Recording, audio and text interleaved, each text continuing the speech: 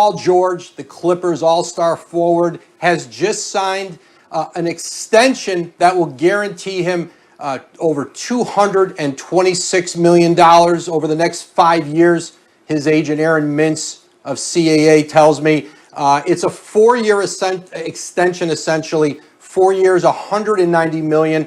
He'll have a $35 million salary this year. Then the extension kicks in. I'm told he'll have a player option before that 2024-25 season. But this is a huge signing commitment for the Clippers, who obviously traded a great deal of assets to Oklahoma City to get Paul George, to get the Kawhi Leonard commitment. And now they have Paul George locked down long-term with the Clippers. All right, so Woj, that leads me to the second half of that. You'd mentioned a duo with Kawhi. You've got Paul George locked up. What does this now mean for Kawhi and his future in Los Angeles?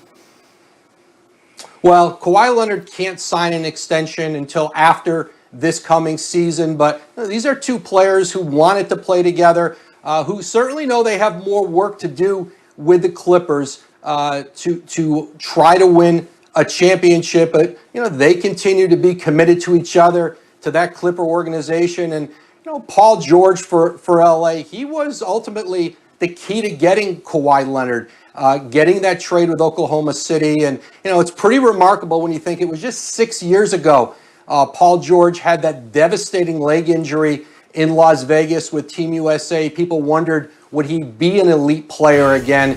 And not only that, he has signed now his second long-term extension here in recent years.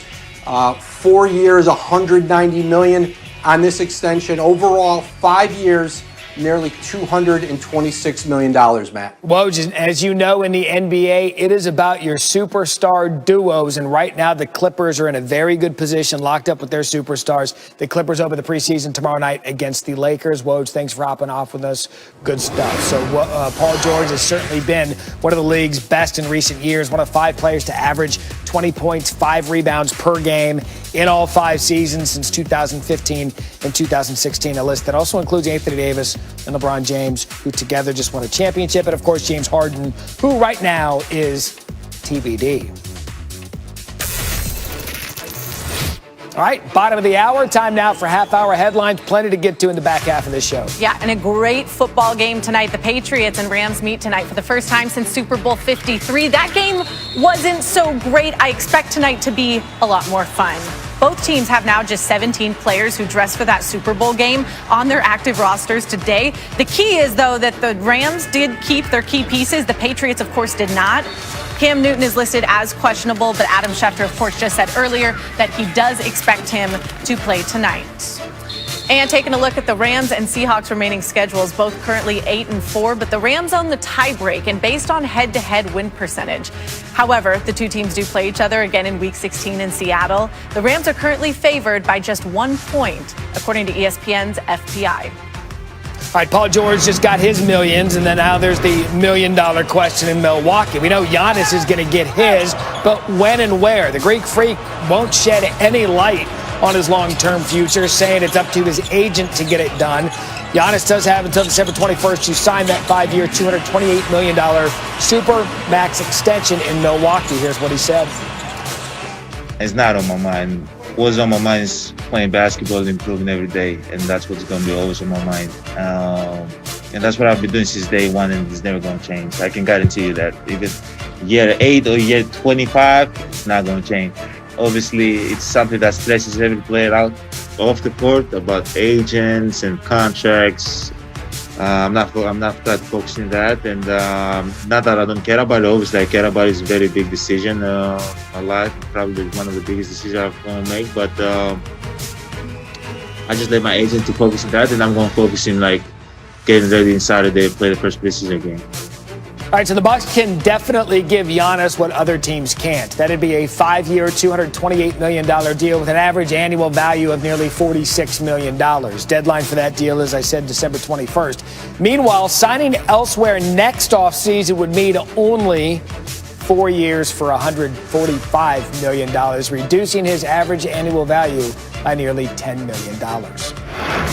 Well, the Nets are preparing for their preseason games, and Kevin Durant will be utilized differently than before. The former league MVP, who has recovered from a torn Achilles, said that he expects to play small forward and also spend a little time at center.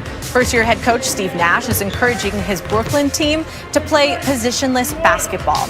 And after missing the start of training camp, James Harden joined the Rockets on Tuesday. He took part in COVID testing, but according to ESPN, the 8-time All-Star must have 6 consecutive negative COVID-19 tests before the NBA will clear him to practice with the team. That could be as early as Monday. Tim McMahon, of course, will join us with a little bit more on that Harden situation. Now, assuming Harden is cleared to practice with the team, Paul George is going to be a Clipper for the foreseeable future. PG signed a 4-year extension, guarantee him as much as $226 million over the next 5 years. The new deal keeps the 30-year-old George in his native Southern California. It obviously will serve as a catalyst, along with Kawhi Leonard, to commit to a new deal. So they've got their duo in L.A. One might argue that PG3's three-point prowess alone is worth the max extension money.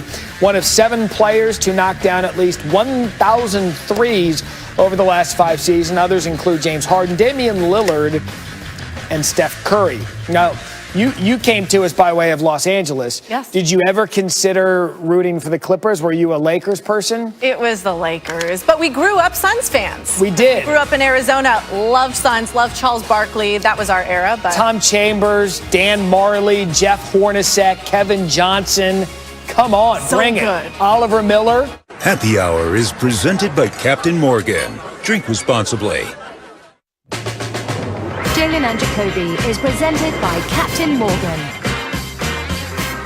He is Jalen Rose. I am David Jacoby. We are Jalen and Jacoby. What is it that we do? We give the people what they want. We have Tariq from Power, Michael Rainey Jr. joining us later in the show, but we start with the MVP of the NBA. Giannis Antetokounmpo has until December 21st to sign a Supermax extension with his team, the Milwaukee Bucks.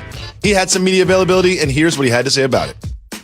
I'm not trying to focus on that, and not that I don't care about it. Obviously, I care about it. It's a very big decision. My life, probably one of the biggest decisions I'm going to make. But I just let my agent to focus on that, and I'm going to focus in getting ready on Saturday to play the first preseason game. He's not focused on it, Jalen. He's not focused on the contract. He lets his agent deal with that. What do you read into these comments from the MVP?